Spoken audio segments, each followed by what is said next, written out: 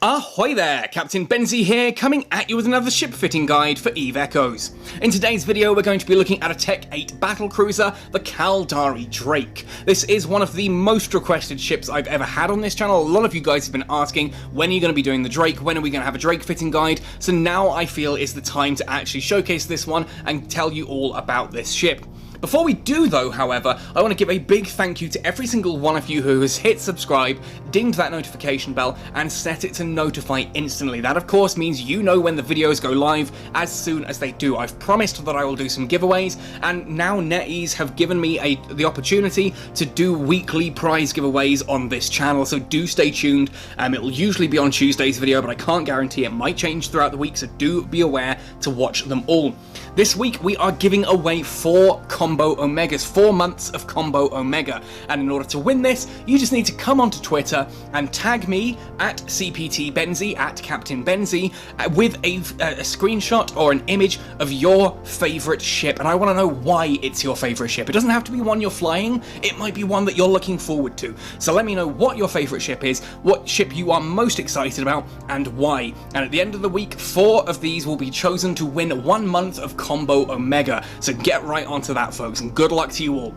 So today, as I said, we're going to be having a look at the Caldari Drake. It's a very unusual looking battlecruiser. It reminds me of a bit of bark that's been stripped off a tree, or in fact the gravestone eating bark things from Plants vs Zombies. I'll put an image on screen now. We're going to have a look at what this ship does, why you might want to use this over some of the other ships, and basically have a look at fitting it and then taking it out and giving it a combat demonstration. Now if you do enjoy this video, let me know by hitting like on it, sub to the channel for all things EVE Echoes, ding the notification bell to make sure you're notified of each of these giveaways, and of course let me know which ship you are looking forward to seeing on this channel in the comment section below. Finally, if you want to go the extra mile to support this channel, you can do so either by joining Patreon or indeed by heading across to our new store on Redbubble, where you can buy all kinds of exciting merch labelled with things like the Cat's-Gull Academy, and there are going to be new designs going up soon.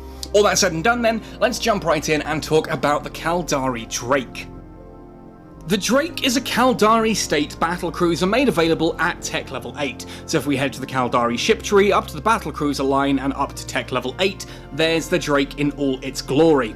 Now this actually gets access to the air or gas skin. You can buy this in the NES store, and it's one of my favourite skin sort of patterns in EVE Echoes. I really like the gunmetal finish on this, along with that slash of gold and smoky grey, those teal detailings as well. It's such a sci-fi cool looking design. Unfortunately there are so few ships that I pilot that actually get access to it. I think it's pretty much the Talwar. Anyway, really cool looking ship. Now the Drake itself is very well known. It's almost infamous in EVE, the EVE community.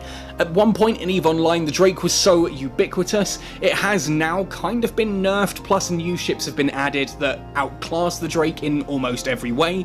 So unfortunately the Drake has fallen to the sidelines in EVE Online. That said, the "Can I bring my Drake" meme is still very much alive in EVE Online and is moving into EVE Echoes. On top of which, in EVE Echoes, the Drake is absolutely an incredibly powerful ship. It used to be that the Cyclone and the Drake kind of had this little dichotomy going on, that the Cyclone was the tankier of the two, whereas the Drake was the more damaging. Now, with recent changes in Live, it turned out the Drake was actually just worse off in every single way. The October-November update buffed the Drake, and ultimately it's kind of buffed it to the point where it is just flat out better than the Cyclone. So if you've come to this video looking for the answer to the question, is the Drake better than the Cyclone? The short answer is yes, and if you want to stop watching the video now because you've got your answer, well, feel free. If you want to get the long answer though, that's what this video is here. Now, looking at the Drake's attributes and fittings, its fitting profile here, we've got 1 drone launching tube, which takes either small or medium drones, 7 high slots, read that, 7 high slots, so 7 missile systems can be fitted onto this, 3 mid slots, 5 low slots, 3 power grid rigs, and 3 mechanical rigs. Now the power grid output of the Drake as well, 733, is pretty solid. It's large enough that we don't need to really worry about most things that we'd want to fit to a Drake, but it's small enough that you're not tempted to try and rig to fit in oversized modules. It makes fitting the Drake a relatively straightforward and simplistic affair, which I can see as a good thing. Now, defensively speaking, this is where we're going to compare things to the Cyclone a little bit. Now, defensively speaking, the Drake has a raw defense of 27,264.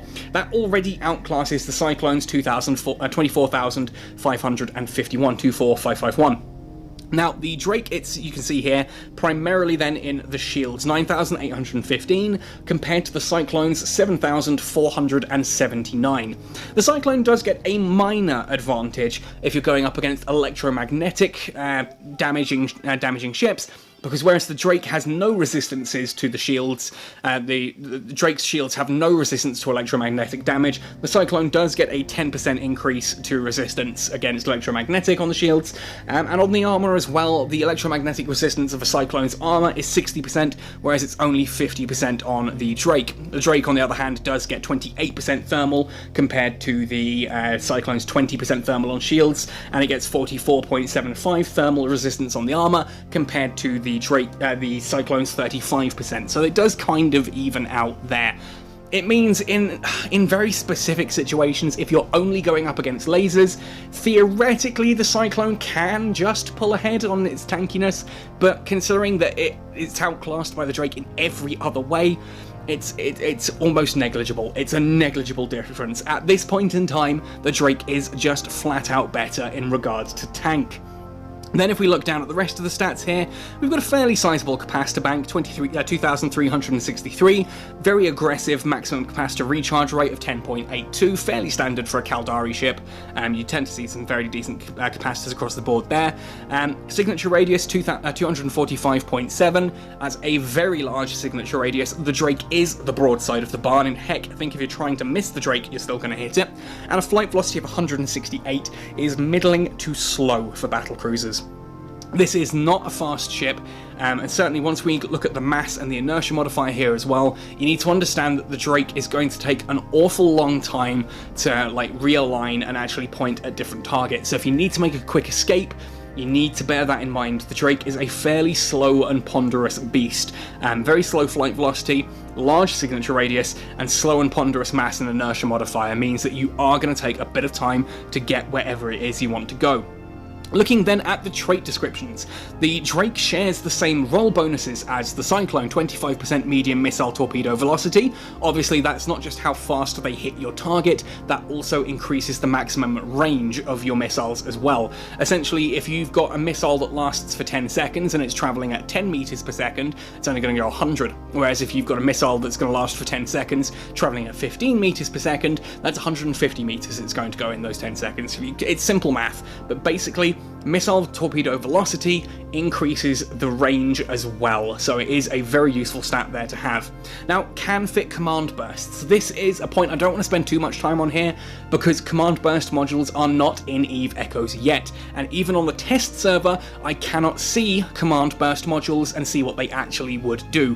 We can theorize based on EVE Online. In EVE Online, command burst modules do a pulse that hits all nearby friendly ships and gives a bonus to their shields or to their armor or to other things. So we can imagine that's what they're going to do, but we can't prove that yet until we actually see in EVE Echoes exactly how that's going to work. I don't want to spend too much time on them.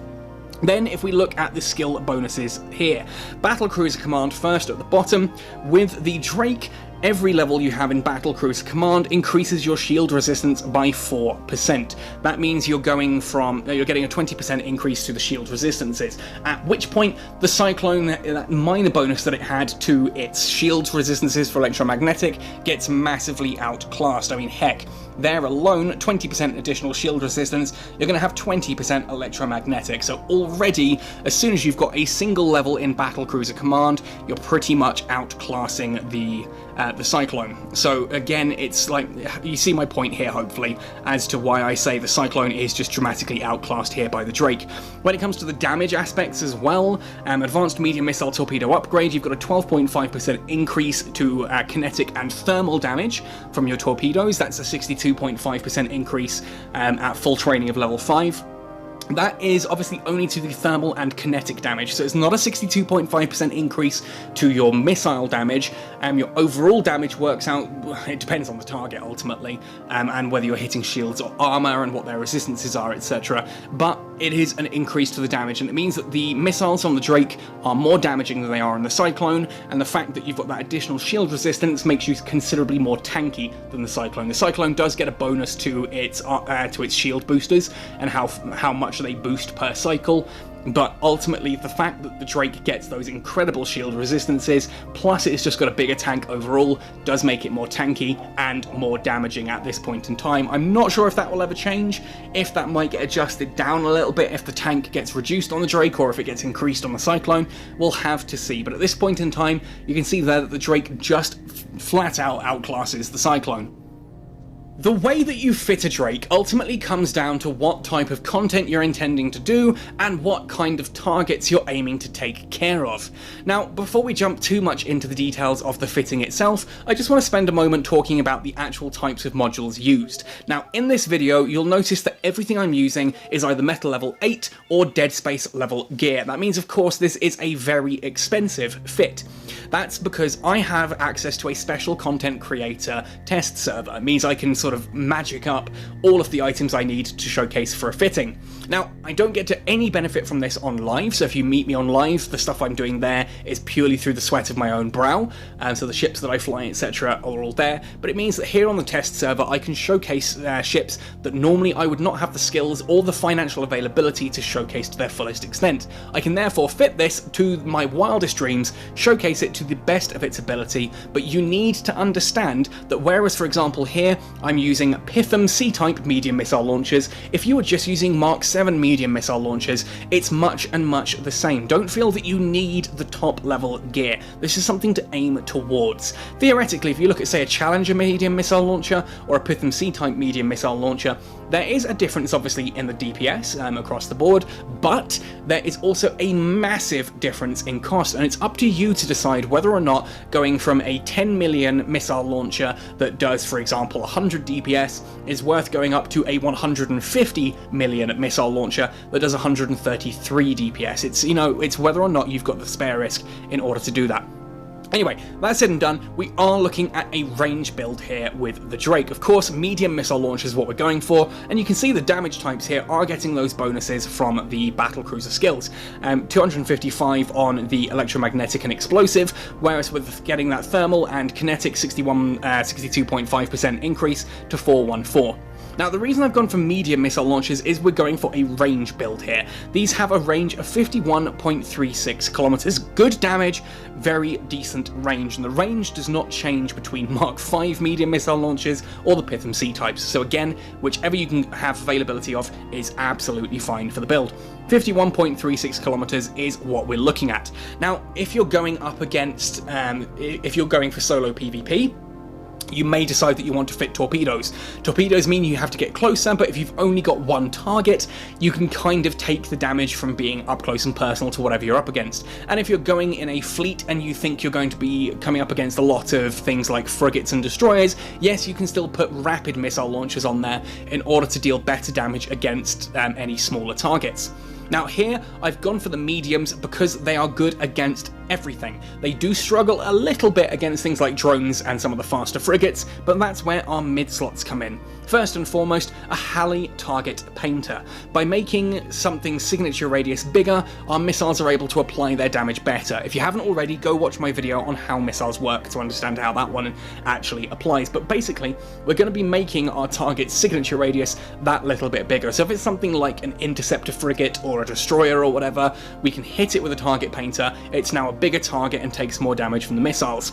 And if it hits 15-kilometer range, we can activate a Predator Stasis Webifier. This will drop their flight velocity by 61%, and we've got a Predator Warp Scrambler as well, which will switch off any micro warp drive that ship may have. Therefore, if it is a fast-moving ship, we have deactivated a micro warp drive and we've slowed it by 61%, so it's only doing 39% of its theoretical flight velocity, at which point your missiles are able to slap it for much higher damage than normally they would. And if it's in that kind of range as well, you are going to be able to hit it with a drone. Here I've just gone for a Mark 7 Vespa, because Mark 7 Vespa is probably the best you're going to get on the market now, Mark-wise, and whether you go for a Vespa or Hobgoblins, or not Hobgoblins, whatever the Galente ones are, or if you go for the Interceptors or Valkyries, it's entirely up to you. The DPS difference between these is so minimal, depending on the target. It's here just to give you some supplementary damage against smaller targets that happen to get within drone range. Now, the low slots then support the rest of this. Because we're going for a range build, we want to be able to maintain that range to the best of our capabilities. Ergo, Gistum C-Type Medium Micro Warp Drive. We don't care about the signature radius bloom because the ship is so blasted big anyway, no one's really going to be missing it. Here, it is just that ability to power off to the distance you want to be at. You can control the distance of the engagement. If something is getting too close to you and it's able to do its damage, you can power away to the 50-kilometer mark, open fire with your missiles and keep firing whilst maintaining that range. You stay out of range of their guns whilst keeping them in range of yours. That's kiting 101. Now for tanking here, we do have a Pitham C-Type Medium Shield Booster and a Pith C-Type Adaptive Invulnerability Field. The Adaptive Invulnerability Field increases all of those shield and thermal shield damage resistances, the kinetic, thermal, explosive and electromagnetic, by 36.49%. And remember, that doesn't just work additively, it works on the remaining hole in the resistance and increases those, so it's not a straight up additional on, but it does make you more resistant. Having higher resistances means you're taking less damage, and less damage means there's less work for your medium shield booster to pull off. Now you might be able to cram into a large shield booster here with rigs, etc. Quite frankly, the medium is more than enough for the job because we're already sitting at range. We've already got very high resistances. We're taking less damage, and we're keeping range. We don't really need to go for something that big. If you find that you've got the skills to cram that in, go for it. But ultimately, to me, it's really not necessary.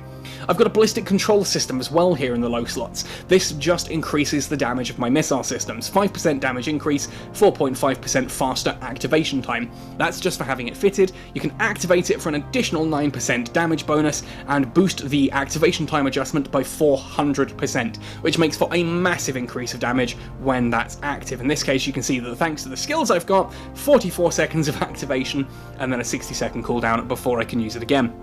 Finally, this is not a capacitor stable ship, but then again, we're not really going to have everything active all at once anyway, but just to help stabilize that a bit more, we have here a medium capacitor battery. Whichever medium capacitor battery you can fit here is worth it. Trust me, there is no way in hell you're fitting a large capacitor battery into this, but a medium capacitor battery does help you maintain capacitor stability that little bit more. You can activate this for a boost of capacitor if you need to, just helps you maintain your own capacitor underneath. Now, if you were going for a torpedo or a rapid missile launcher fit here, you might want to swap out something like the Scrambler or the Webfire. I'd take one of those two for something like a Nosferatu to help feed your capacitor, but again, I think the range works out better overall. Now, for the rigs here, the combat rigs I've gone for here, I've got a Warhead Calefaction Catalyst, straight up increase to missile damage, and then I've got a bay loading accelerator and hydraulic bay thrusters. The bay loading accelerator helps me fire more frequently, so higher damage missiles that fire more frequently, that's attacking both ends of the DPS ratio, and then a hydraulic bay thruster rig increases the flight velocity. Now, theoretically here, you can actually replace either the Warhead Calefaction or the bay loading accelerator with the fuel partition cache as well to add extra range to your missiles. The longer range your missiles are, theoretically you can be killing stuff before it reaches range to you, so you might actually decide that the range is a better idea than the damage, but I like going for a midpoint here between damage and range.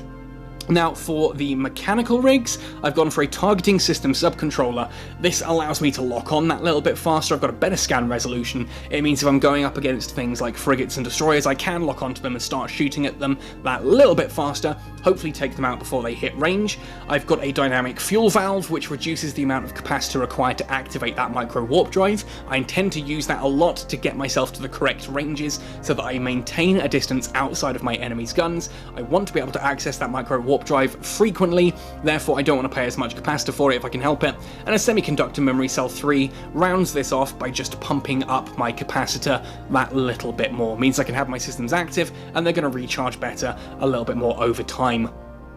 Let's try out some of this missile kiting then by jumping into Transstellar Shipping exclusive route, Hard, which is an 8 million ISK encounter out here in Galente space. I've jumped in at 100 kilometers away here with the Drake. You can see that most of my targets are sitting around the 87-85 kilometer range. I can lock onto all of those. I've got no worries here, and I'm going to set my basic approach to 50 kilometers because obviously my basic missile range here is 51 Ks. So now if I hit approach here on this Corelli Nemesis. I'm going to activate the micro warp drive for 1 cycle, immediately turn it off.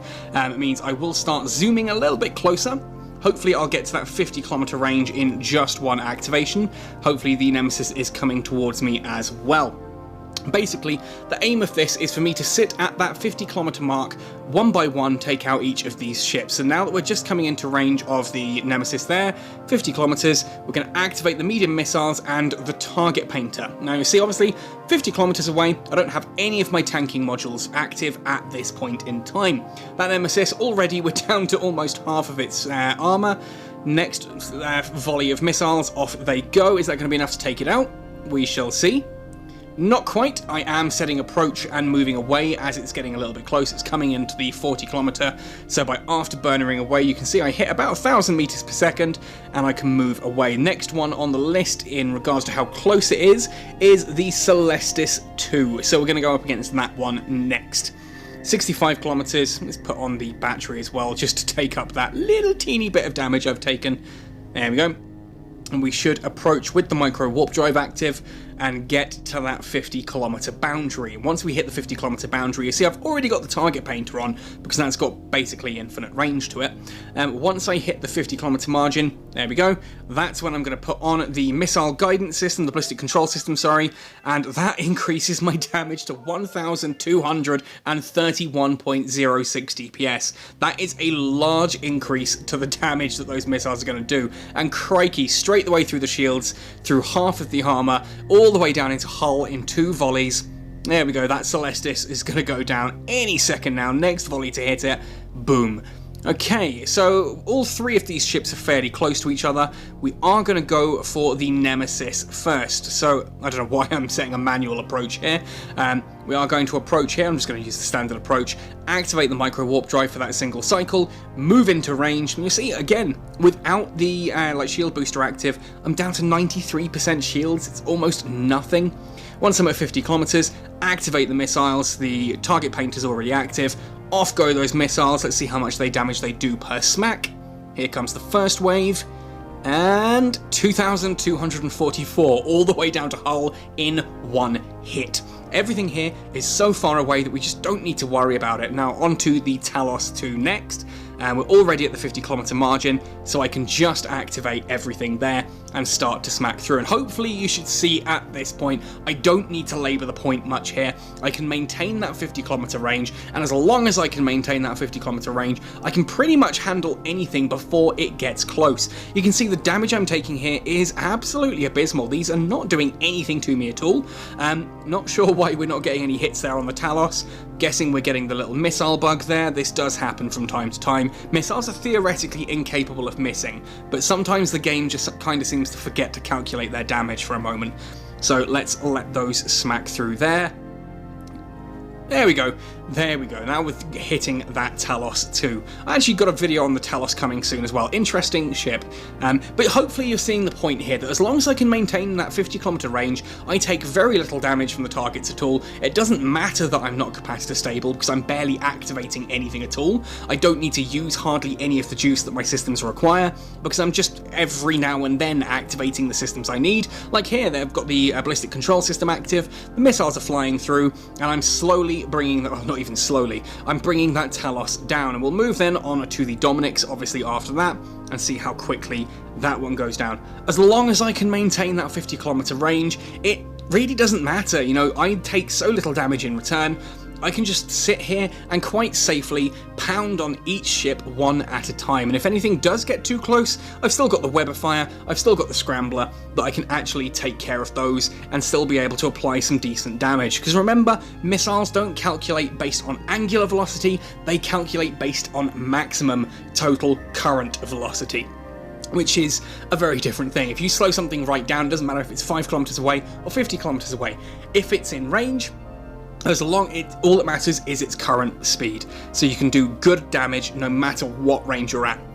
If they get close, oh well, you just smack them with the drone as well and just do a little bit extra. But hopefully this should showcase how easy it can be to clear content using the Drake as a battle cruiser.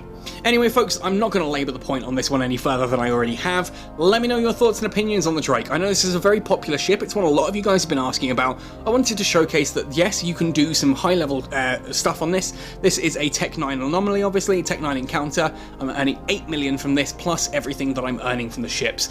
Like bounty-wise and loot at the end. A lot of ISK in this. It's completely safe for me to do. No one can jump into this Transcella shipping escape route, exclusive route. No one can jump into this encounter unless I invite them to fleet. So just don't accept random fleet invitations and you should be fine. You can do this completely safely as long as you stick to low sec and high sec only. Great little moneymaker.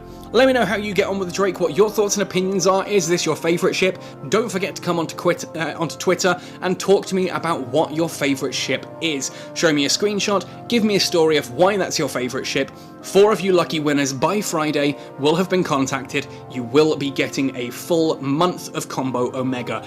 The competition closes on Friday, so make sure that you get on Twitter and tell me what your favourite ship is and why. Anyway folks, thank you for watching right the way to the end. Good luck to all the competition entries. Otherwise, happy sailing and see you in New Eden.